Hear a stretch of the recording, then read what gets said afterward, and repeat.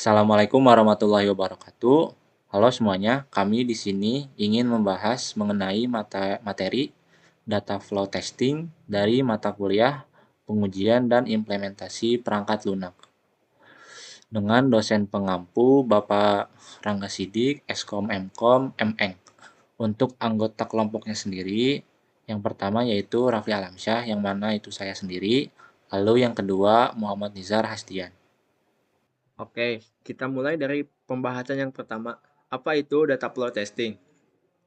Data flow testing adalah salah satu teknik white box testing yang berfokus pada alur data flow dalam program.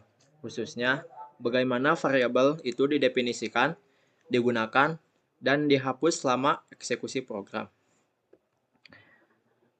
Lalu, tujuan dari data flow testing.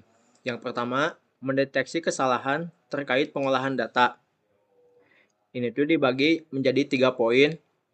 Poin yang pertama yaitu variabel digunakan sebelum didefinisikan. Poin yang kedua, variabel didefinisikan tapi tidak pernah digunakan. Poin yang ketiga, variabel diubah nilainya tapi tidak pernah dipakai.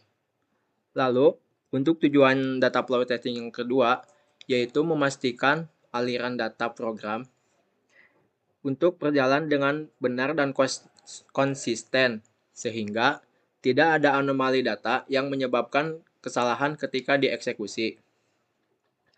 Tujuan yang terakhir yaitu meningkatkan cakupan pengujian dengan memfokuskan pada definisi dan penggunaan variabel, sehingga membantu untuk menemukan bug yang mungkin terlewat oleh teknik pengujian yang lain.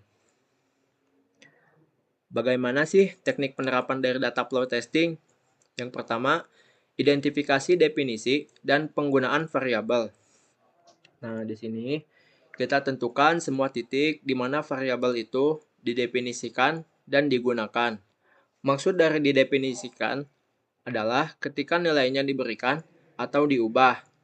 Maksud dari digunakan atau use, baik dalam ekspresi komputasi atau bisa disebut C-use, atau dalam kondisi persyaratan, bisa disebut juga P-use. Nah, teknik penerapan yang kedua yaitu membuat control flow graph atau CFG. Kita di sini bisa membuat CFG dari kode sumber program.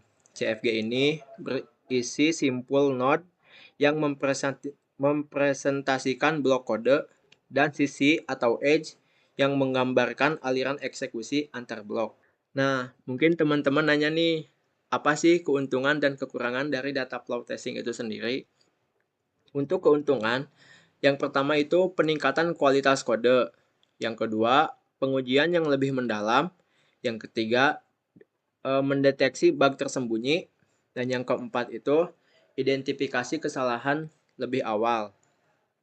Untuk kekurangannya, yang pertama membutuhkan pemahaman bahasa pemrograman. Yang kedua, memakan waktu dan biaya yang besar. Oke, untuk selanjutnya studi kasus. Di sini saya memiliki program sederhana yang membandingkan kedua nilai mahasiswa. Di sini kita bisa melihat di baris pertama ada read nilai mahasiswa A dan nilai mahasiswa B. Ini merupakan inputan dari kedua variabel ini dan juga merupakan pendefinisian dari nilai mahasiswa A dan nilai mahasiswa B. Lalu di baris kedua ada perkondisian yang dimana jika nilai mahasiswa A lebih besar dari nilai mahasiswa B. Ini merupakan penggunaan dari variabel nilai mahasiswa A dan nilai mahasiswa B. Lalu di baris ketiga, jika kondisinya terpenuhi, nilai tertinggi sama dengan nilai mahasiswa A. Ini merupakan pendefinisian dari variabel nilai tertinggi. Lalu else, lalu di baris kelima, jika kondisinya tidak terpenuhi, nilai tertinggi sama dengan nilai mahasiswa B. Ini juga merupakan pendefinisian dari variabel nilai tertinggi. Lalu di baris terakhir, di baris 6, ada penggunaan dari variabel nilai tertinggi. Nah, selanjutnya di sini terdapat flow graph. Nah, untuk lingkaran-lingkaran ini disebutnya node. Dan angka-angka ini yang di dalam lingkaran ini merupakan nomor baris yang ada pada codingan yang sebelumnya. Nah, dari flow graph ini kita bisa melihat ada dua jalur atau path. Yang jalur pertama yaitu 1, 2, 3, dan 6. Lalu untuk jalur yang kedua 1, 2, 5, dan 6. Nah, dari flow graph ini juga kita bisa melihat data flow atau alur data dari awalnya program dimulai sampai programnya beres atau selesai. Nah, untuk selanjutnya di sini terdapat tabel definition use atau DU ya.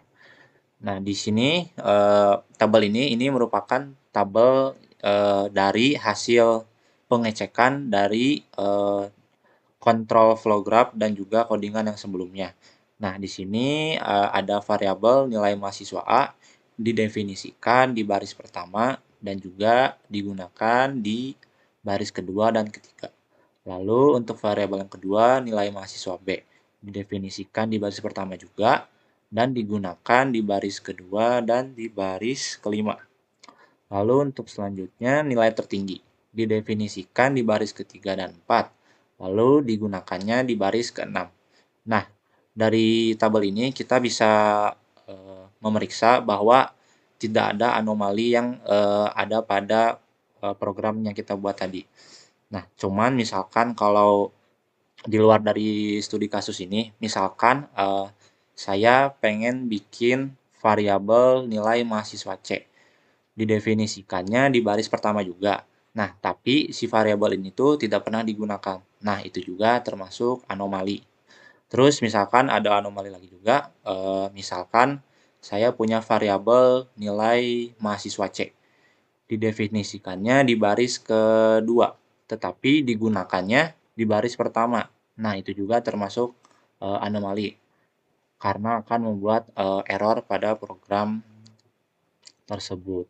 Oke, mungkin sekian dari presentasi kami. Mohon maaf jika ada salah kata. Wassalamualaikum warahmatullahi wabarakatuh.